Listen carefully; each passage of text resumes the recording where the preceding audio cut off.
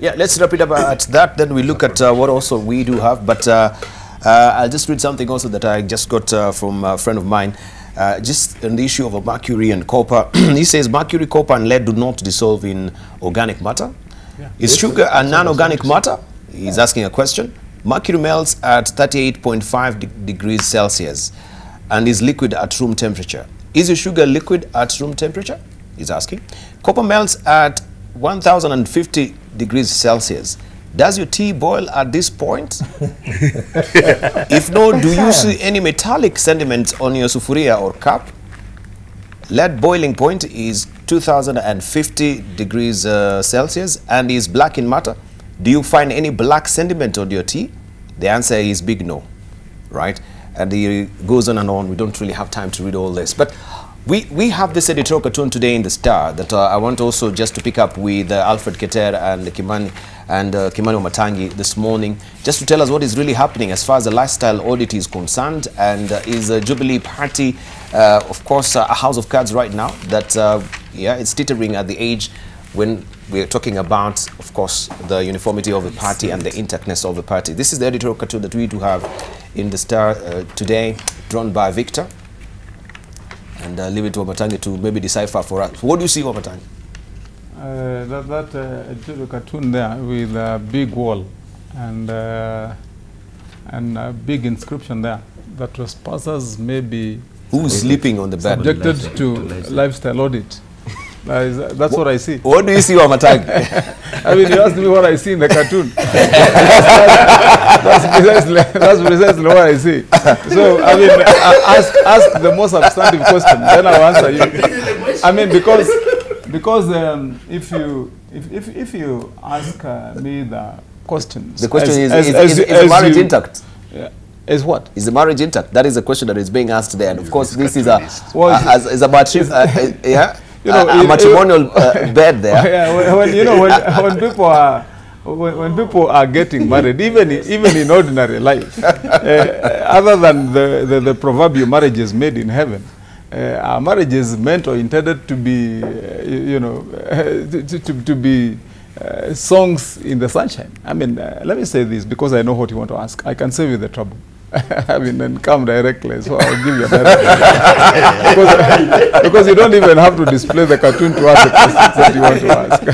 You know, in your introduction, you've asked, is Jubilee a house of cards now, or is the marriage intact? That's the question you wanted to pose. Yes, please. Yes, and I'll answer you that one, in the first place, I would want it to be very clear that at this point in time, the Jubilee Party is not only intact, we are one. We see things the way we saw them in 2013.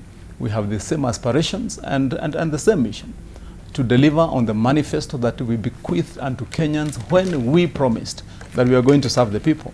But having said that, Debarl, I also want to be clear and on record on two things. One, when unity is made between any individuals or party or any organs, it is not intended that all the time during that union there would never be any disagreement. I want to undo this myth, if it is a myth, that anybody who expected that at any one time when the two leaders of Jubilee, or even us in Jubilee, were leading this country, that all the time we would be holding hands, that all the time we would be saying the same thing, that every time we would be in agreement, was wrong.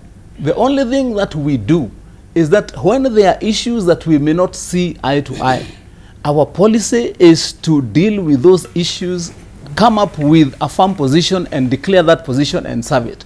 And remember that the manifesto of Jubilee, our promise to the people, even the fabric upon which we are meshed, is also subject to the Constitution. And so every agreement that we have, every promise that we have made, including every office holder, is finally referred to what is the constitutional requirement for them, for that person to dispense of his duties in that office. And so, if the worry or the question is, in Jubilee, are we all right? Are we comfortable? Are we working? The answer, I want to answer very clearly with a straight face. It is yes. would there be issues, or there are issues that require to be addressed or would be addressed that would come up and create differences? The answer is also a firm yes.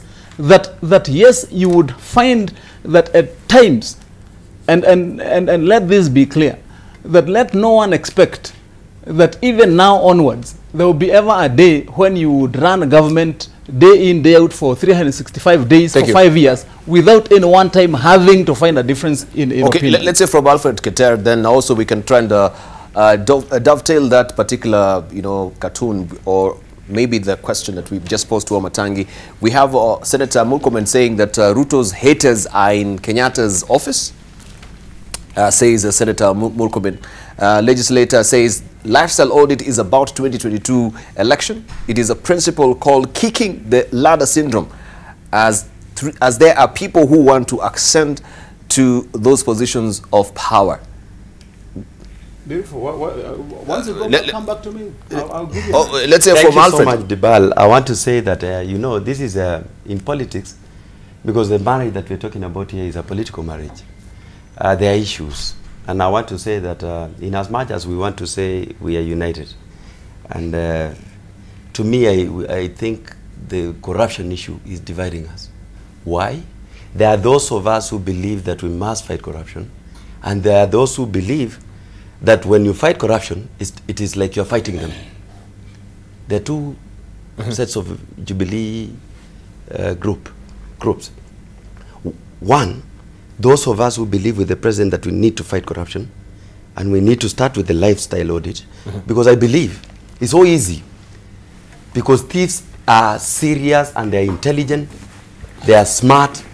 The only or the easiest way you can access to their deeds is going through their lifestyle audit. If you check on your life, in any other country, and I must say that it is important to realize that as a country, we're moving backwards. We are really moving backwards. And you've seen countries like Malaysia bringing on board someone who was serving, is now 92 because of good governance. Mahathir bin Mohammed, who was serving in 1981 with Moi for almost 30 years. But he has been brought back to serve. Why? Good governance. The problem in Kenya, we lack good governance. Even the issues that we are talking about, the illegal sugar imports, or you talk about the porous borders, you talk about the police who are taking bribes, you talk about contracts which are being variated to a maximum of 25%, which is a conditional regulation. You talk about tax evasion, where individuals who are to pay 2 billion end up paying some individuals less than 100 million, and they avoid paying Kenya revenue over 2 billion. I want to say this, and it is unfortunate. I remember in the 11th Parliament, the same people who are complaining, busy, the president, I don't know, some individuals are being targeted. When I talked about the NYS, I spoke about it in 2014, when the leadership had issues with the Director General, Kipchumba. And I said this, that this is a plan. You see, corruption starts from a way, they have to start from the budgeting. Where do you place the money? Who will sit in that organization? Corruption is something that is planned 1 year, 2 years.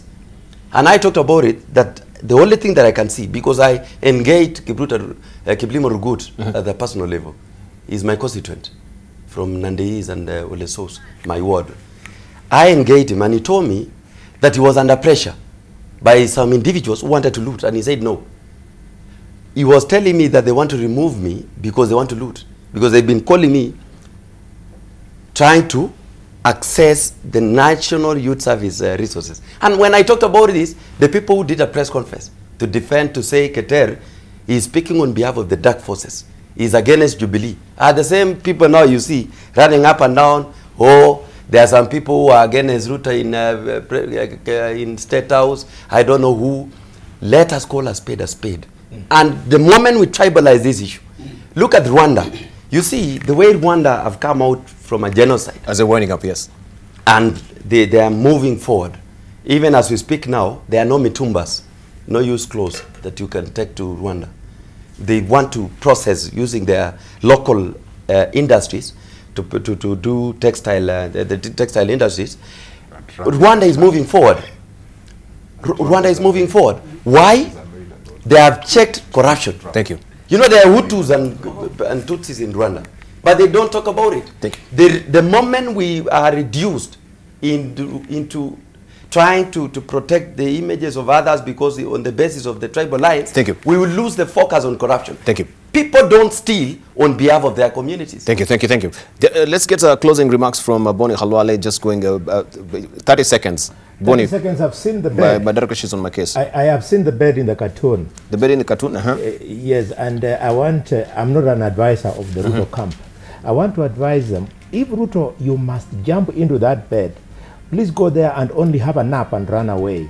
Because in the last term of the president, with his government making all manner of blunders, including the mismanagement of the sugar industry, the corruption, the insecurity, and what have you, you do not want it to rap on you since you are a candidate in 2022. Chase your own thank you. Ball. Forget about the ball of the president. Akae na mambo yake, wewe ufanye vitu yako. Thank you. Let's hear from Isali. I think the war against corruption, we need to support it. But when I look at the budget that has just been passed, you see a lot of padding. They have padded that budget with a lot of money. It's clear when you go through it. So we are still not out of the woods. And that's why I said perhaps I hope it's not because of window dressing for Obama's visit. Thank you. All right, let's hear from last time I checked, Murkomen was the majority leader of the Jubilee in the Senate. How dare he contradict his president? You know, this indiscipline in this country. Matangi, kick him out. He has been mentioned in NYS, he is in all kinds of scandals. He knows it's coming to him. The president has nothing to fear but fear itself. You know, this fire that he has lit may end up even consuming the president himself. So right. There's nothing to fear. Right, let's just deal with it. 30 seconds, Qatar, 30 seconds. I want to support my brother, Some people must take responsibility for their utterances and the misinformation that they are giving to the country. The issues that we have in Jubilee are two. Those of us who believe we must fight against corruption, and those who want to protect their names, because they fear they are part of this looting. Thank you. Well, Komatangi. Yes, briefly, Debarl, I'm of a firm mind on this issue of fighting corruption. You see, the reason why we have always lost this battle all the way through is because shortly into the journey of fighting corruption, we try to individualize it. We say it is that one, it is this one, it is that one. This fight against corruption must be done dispassionately. It must be done without any insinuations. It must be done without either trying to introduce any politics or any hatred or any games in it. That is the only way it can succeed. But I want to clear the air on this one issue, on corruption. And as far as the Jubilee House is concerned, you see, we have come this long journey as Jubilee, and I want to say this for members of public because it is a big issue. Jubilee is government now, Debarl. That the way we deal with our issues internally is how we are going to deal with any issues or any matters that may arise as a difference, even in the fight against corruption. Thank you very much. Such that people can be able to understand. And remember what the president said. Thank you. That we are fighting corruption, and in his presence was everybody in Jubilee. Thank you very much. That is how it's going to be. Thank you. We need to wind up on that note. And of course, I'll just read with this tweet that we have from David. He said the sugar industry in Kenya is the most profitable and even rich export for Kenya. The Sugar Board became obsolete. The Sugar Act unenforced. Miwani died, Chemelil on crisis cause of management. Thank you very much for your valued company. I'm Debarl Inea.